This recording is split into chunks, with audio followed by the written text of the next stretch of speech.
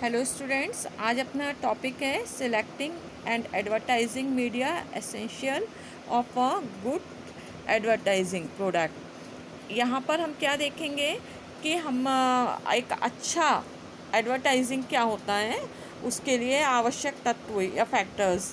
तो सबसे फर्स्ट अपन देखते हैं कि जब हम एडवर्टाइजिंग को सिलेक्ट करते हैं कि हमें किस माध्यम से एडवर्टाइजिंग करना है, तो उसके लिए अपन को सबसे पहले 14 फैक्टर्स हैं, 14 फैक्टर्स हैं जिनको हमें देखना रहेगा।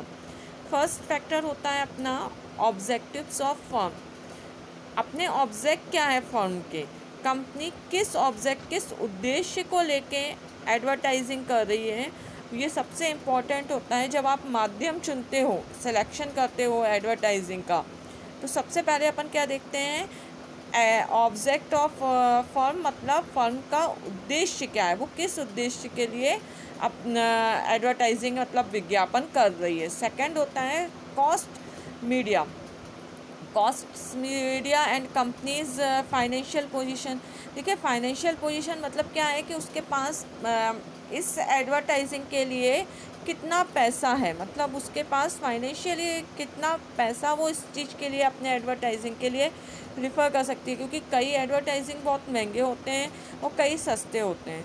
अब फाइनेंशियल प्रॉब्लम्स तो हर जगह पे होती है, तो ऐसी कंपनी के पास भी होगी कि उसको इतना ही पैसा खर्च करना है, तो वो अपनी जितना उसके पास एक्सपेंस करने के लिए रुपीज़ है, उसके अकॉर्डिंग अपने इसको चुनेगा, सिलेक्ट करेगा कि इतना ही मेरे लिए है लाए, मतलब मैं इतना ही पैसा खर्च कर सकता हूँ।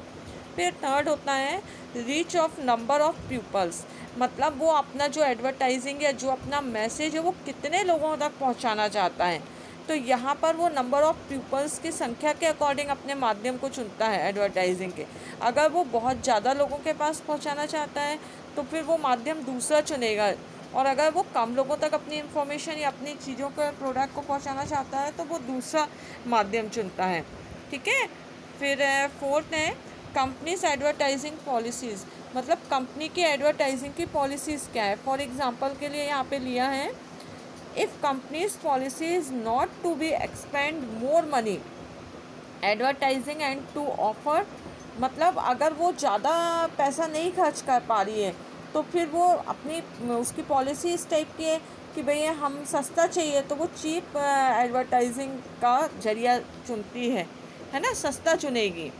फिर फिफ्थ है टाइप्स ऑफ बायर, मतलब उसके जो जिस चीज़ का वो विज्ञापन कर रही है या जो वो प्रोडक्ट बेच रहे हैं, उसको ख़रीदने वाला कौन है ना। ख़रीदने वाला जो रहेगा उसके हिसाब से भी उसको एडवर्टाइजिंग को लेना पड़ता है कि भाई उनकी क्लास क्या है।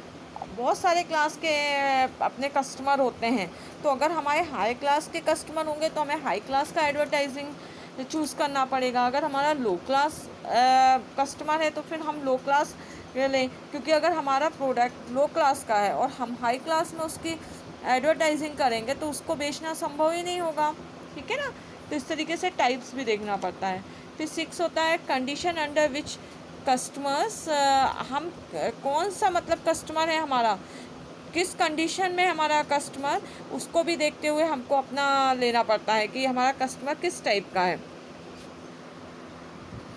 For examples advertising TVS Victor Motors on television during the live telecast of TVS Cup one day series.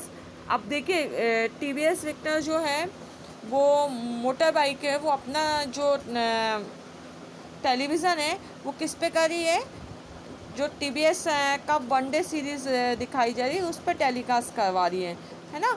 Seventh है अपना कवरेज, मतलब उसको कितना एरिया कवरेज करना है, वो कितने नंबर ऑफ़ पीपल्स तक अपने बात को पहुंचाना चाह रहा है, तो उसको 7 नंबर में कवरेज मतलब आपका क्षेत्र या एरिया कितना रहेगा। फिर 8 है फ्रीक्वेंसी क्या होती है कि हमारे पास जो नंबर हैं वो हम कितने टाइम उसको रिपीट करना चाहते हैं, है ना, कितने पीरियड्स उसको रिपीट करना चाह रहे हैं पर्सन, बार बार उन्हीं माध्यमों को चुनना चाहते हैं क्या, या रिपीटेशंस चाहते हैं क्या। तो स्पेशल मीडियम हमको इसके लिए चूज़ करना पड़ता है। फिर 9th है credibility and image of media. अब आपका इसमें क्या होता है, हमारा कितना अच्छा उसकी क्रेडिट वही है जिसमें हम अपने चीज़ों को पब्लिश कर रहे हैं या दिखा रहे हैं, एडवर्टाइजिंग कर रहे हैं, तो वो हमारे कितने अच्छी इमेज रख रहे हैं। इस चीज़ को अपन देखते हैं यहाँ पे कि मतलब उनका क्रेडिट कितना अच्छा है या कितने अच्छी इमेज है उस मीडिया की जिसके माध्यम से हम अपना एडवर्टाइजिंग करवा रहे हैं। फिर 10 है पास्ट एक्सपीरियंस। पास्ट एक्सपीरियंस मतलब पूर्व का अपना अनुभव।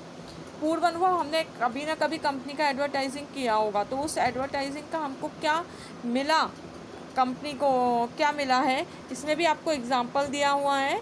आप देखिए उसमें, तो उससे क्या होगा कि अपन को ये पता चल जाता है कि पिछले बार का हमारा क्या अनुभव रहा।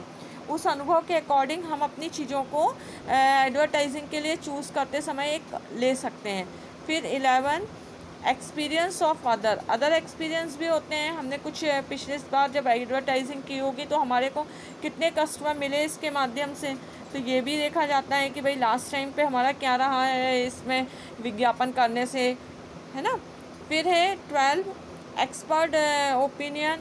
हम कुछ अपने एक्सपर्ट, जो मार्केटिंग में एक्सपर्ट लोग होते हैं, उनका ओपिनियन भी ले सकते हैं कि हाँ इसमें एडवर्टाइजिंग करने से अपन को इतना बेनिफिट मिलेगा, ठीक है। फिर 13 है टाइप्स ऑफ एडवर्टाइजिंग मैसेज। इसमें अलग अलग टाइप से आप मतलब अपना मैसेज पहुंचाते हो, ठीक है। जैसे प्रिंट मीडिया और जो भी अपने माध्यम हो, व्हीकल्स वगैरह के थ्रू एडवर्टाइजिंग करवा सकते हैं। फिर अदर कुछ अन्य होते हैं जिनमें हम करते हैं, तो हमको ये देखना पड़ता है कि हमारा जो हम सिलेक्शन कर रहे हैं वो कितना फर्स्ट है, इफ़ेक्टिव है। फिर अवेलेबिलिटी ऑफ मीडिया, मतलब हमारे को अवेलेबल भी होना चाहिए वो मीडिया। फिर गवर्नमेंट के रूल्स क्या हैं जब आप सिलेक्शन करते हो मीडिया का, तो आपको ये भी देखना पड़ता है। टाइम एंड प्लेस, मतलब समय कितना लग रहा है और कितना क्षेत्र वो कवर करते हैं।